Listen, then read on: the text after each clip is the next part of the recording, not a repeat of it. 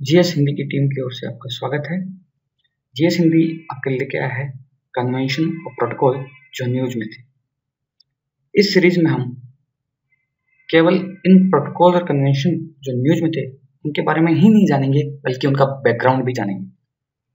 इसी सीरीज में सबसे पहले हम पढ़ेंगे किगाली समझौते के बारे में, जो मॉन्ट्रियल के तहत एक अमेंडमेंट है।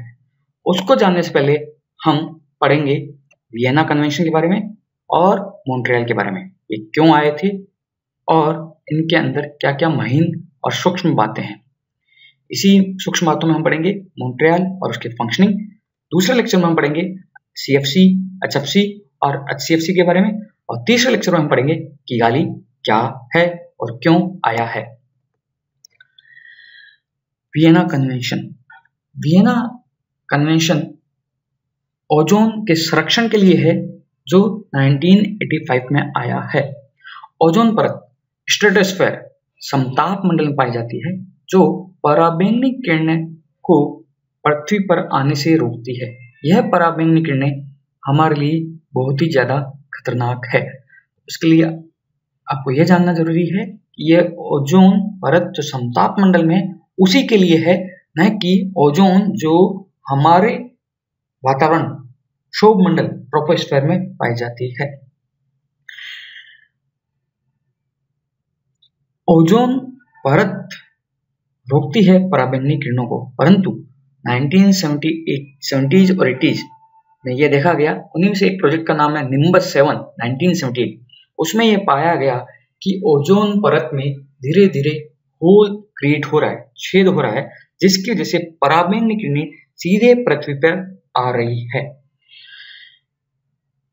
पहले साइंटिस्ट को लगा कि यह एक नेचुरल प्रोसेस है और ये अपने आप होल सबसाइड हो जाएगा, क्योंकि चैपमैन द्वारा पहले ये बताया जा चुका था कि ओजोन नेचुरली बनती है और बिगड़ती रहती है। परंतु 1970s और 80s के रिसर्च में पाया गया क्लोरीन, ब्रोमीन इत्यादि जो हेलोन्स है, वो जो चैपमैन ने जो रिएक्शंस या रासायनिक प्रक्रिया बताई थी उसको एक्सेलरेट कर रहे हैं, जिसकी वजह से ये होल बड़े से बड़ा बन रहा है। इसी कंसर्न को ध्यान में रखते हुए विश्व के सभी देश एक प्लेटफॉर्म पे आए वियना में, और उन्होंने एक बहुपक्षीय समझौता किया, मल्टीलेटरल एनवायरनमेंट एग्रीमेंट किया, जिसके तहत उन्होंने ओजोन के संरक्षण की बात कही। यह 1985 में आया था, परंतु लागू 1988 में हुआ था। यह कन्वेंशन एक फ्रेमवर्क कन्वेंशन है ओजोन परत के संरक्षण के लिए। इसमें सदस्य देशों ने सूचनाओं के आदान प्रदान और प्रशासनिक कदम उठाने की बात कही, जिनसे वो वियना कन्वेंशन के तहत ओजोन परत का संरक्षण कर सके। यह एक याद रखिए फ्रेमवर्क कन्वेंशन है। फ्रेमवर्क कन्वेंशन मीन्स यह एक सिद्धांत देता है कि हमें ओजोन को बचाना है, परंतु उसके रूल्स क्या होंगे, रेगुलेशंस क्या होंगे, यह इस सिद्धांत जो यहाँ रखे गए हैं उन्हीं के बेसिस पे आने वाले समय में तय किया जाएगा, और उसी में मॉन्ट्रियल प्रोटोकॉल भी एक हिस्सा है। मॉन्ट्रियल प्रोटोकॉल वो पदार्थ जो ओजोन को नुकसान पहुंचा रहे हैं उनको डील करता है। वो उनकी समय सारणी बनाता है, उनको कैसे निष्कासित करना है, कब निष्कासित करना है, कितना उनका प्रोडक्शन करना है, कितना उनको यूज करना है, उसके बारे में बताता है। अगर आपको मॉन्ट्रियल के बारे में ये बात याद आती है कि ओजोन डिप्लेटिंग सब्सटेंस पर है, तो नेक्स्ट पॉइंट आपको जो जानना जरूरी है कि यह प्रोटोकॉल सभी ओजोन डिप्लेटिंग सब्सटेंस, वो सभी पदार्थ ओजोन को नुकसान पहुंचा रहे हैं, उसको कवर नहीं करता है। Example nitrous oxide. इसी प्रोटोकॉल में एक समायोजन का बिंदु भी है। समायोजन मीन्स एडजस्टमेंट। इसको आप संविधान में होने वाले संशोधन से भी समझ सकते हैं कि सामाजिक और आर्थिक सिचुएशन के अनुसार जिस हिसाब से हम हमारे संविधान में संशोधन करते हैं, ऐसे ही मॉन्ट्रियल में भी, क्योंकि ये समझौता 1987 में हुआ है, उसके बाद भी कुछ और स्थितियां, परिस्थितियां और पदार्थ ऐसे हो सकते हैं जो हमें मालूम लगे कि ओजोन को नुकसान पहुंचा रहे हैं, तो हम इस प्रोटोकॉल में संशोधन कर सकते हैं। इसी के तहत 7 संशोधन पहले ही हो चुके हैं और किगाली इसमें 8वां संशोधन था।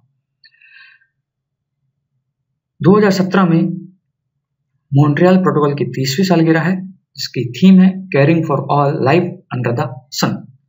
ये प्रोटोकॉल आया 1987 में था, परंतु कार्यान्वयन इसका 1989 से चालू हुआ।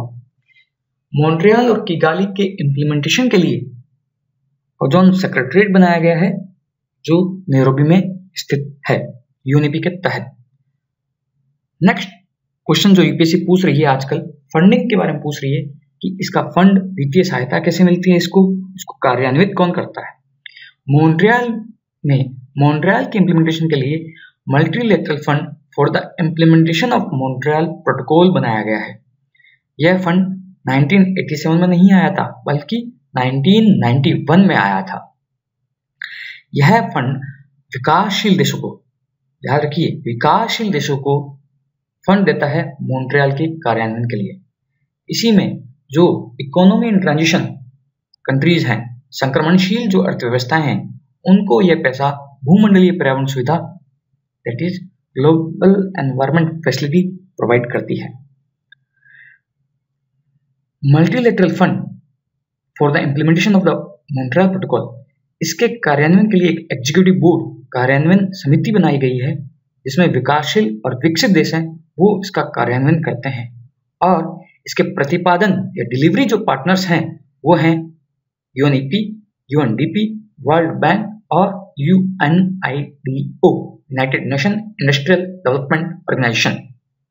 ये जानना इसलिए जरूरी है कि यूपीएससी एक क्वेश्चन फंडिंग और वित्तीय सहायता के बारे में पूछ रहा है कि उसका प्रबंधन या उसका कार्यान्वयन कौन कर रहा है। जैसे इसने bio carbon fund initiative for sustainable forest landscape के बारे में क्वेश्चन पूछ लिया है। मॉन्ट्रियल उन पदार्थों को डील करता है जो ओजोन को नुकसान पहुंचा रहे हैं और उनके लिए अलग अलग समय सारणी बनाता है। इसी में जैसे सीएफसी ने उसके लिए समय सारणी बनाई है कि इसको 2010 तक निष्कासित कर दिया जाएगा। इसी में जो और अभी न्यूज में है एचसीएफसी, जिसको 2040 तक पूर्णतः निष्कासित किया जाएगा, परंतु 2030 तक 97.5% तक वो निष्कासित कर दिया जाएगा। इन सीएफसी, एचसीएफसी और एचएफसी के बारे में हम पढ़ेंगे नेक्स्ट लेक्चर में। तब तक के लिए धन्यवाद।